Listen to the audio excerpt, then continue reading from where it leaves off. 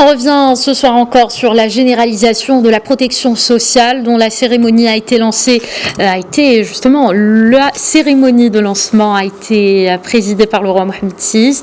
On le rappelle, c'était dans le Palais Royal de Fès en compagnie de Naïm Kamel, directeur de publication de site d'information Qida.ima. Bonsoir et merci d'être avec nous.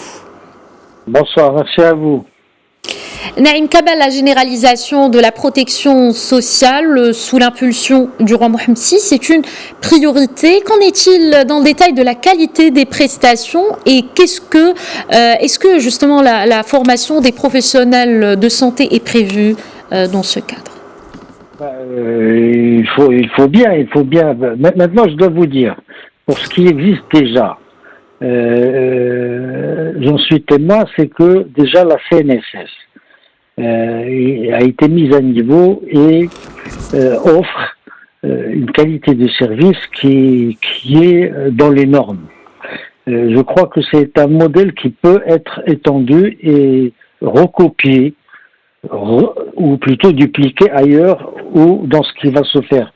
Évidemment, on est là dans un grand projet, autrement plus vaste, autrement plus grand que ce que couvrent actuellement les différentes couvertures sociales, que ce soit les publics ou les privés, et qu'il va falloir évidemment bétonner et cerner pour bien le maîtriser, pour bien maîtriser cette généralisation, former les hommes adéquats. Vous savez, je peux vous donner l'exemple très simple de la vaccination.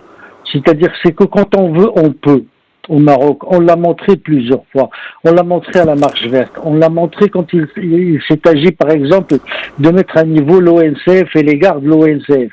Quand il s'est agi également de mettre en marche le TGV. Tout cela fonctionne très bien. C'est-à-dire, quand on veut, on peut. Et je crois qu'aujourd'hui, il y a une volonté royale, il y a une résolution, une détermination royale à ce niveau-là, qui fait que c'est nécessairement faisable et que ça pourrait se faire convenablement, car il faut jamais l'oublier, nous sommes en présence non pas seulement d'une généralisation, on est en présence d'une révolution sociale.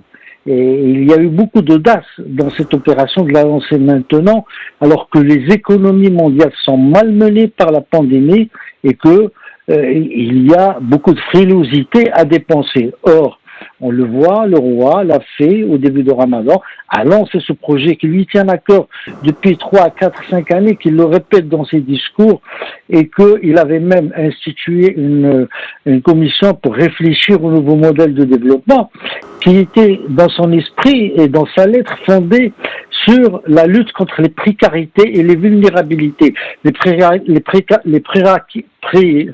précarités sociales et les vulnérabilités économiques d'une large couche de citoyens. C'est un projet de reine et de ce fait, il est peut-être beaucoup plus important que tous les chantiers structurants qu'on a vus ces dernières 20 années et qu'en conséquence, je crois qu'on va mettre les moyens financiers, bien sûr, mais également les moyens humains pour les qualifier, les former, les initier, afin que cette opération ne soit pas un échec ou un bide, parce que le Maroc ne peut pas se le permettre. C'est une façon de dire que nous sommes déjà dans la mise en œuvre de ce nouveau modèle de développement fondé sur le ruissellement. D'accord, Naïm Kamel, vous avez abordé l'élément humain. L'un des points majeurs à aborder dans le cadre de ce grand chantier au Maroc, l'ouverture du secteur de la santé aux compétences et à l'investissement étranger également. Comment cela va-t-il se concrétiser sur le terrain ? Je crois que ça va se concrétiser selon des normes de l'investissement étranger, comme dans tout autre secteur. Le Maroc est un pays ouvert, est un pays libéral, et qu'en conséquence, il n'y a pas de raison, même si je le sais par ailleurs, que cette ouverture du secteur médical ne plaît pas à tout le monde, et notamment aux médecins. Ils ont leur raison. Ils pourront les développer et peut-être se faire comprendre et du moins se protéger. Mais c'est une bonne chose qu'aujourd'hui, par des partenariats publics-privés ou privés-privés, etc., on puisse fournir aux Marocains, ou plutôt offrir aux Marocains des structures médicales de grand niveau et de grande qualité. Maintenant, il va falloir être vraiment très vigilant parce qu'il ne faut pas que cette ouverture transforme le Maroc en un réceptacle de la mauvaise qualité. Donc il va falloir être très sourcilleux sur la qualité de ceux qui veulent investir et de ceux qui veulent venir travailler dans ce secteur de la santé. Combien producteur de richesse, il faut pas en avoir honte, il faut pas le négliger, mais il faut que la contrepartie.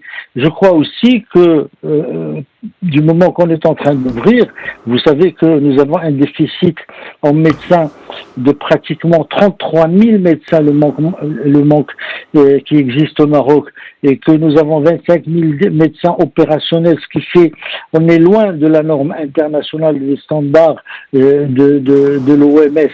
Il va falloir peut-être essayer, dans un premier temps aussi, essayer de séduire ces 14 000 médecins marocains qui ont déserté le pays, qui travaillent à l'étranger. Ils ont été formés par le Maroc, pour le Maroc.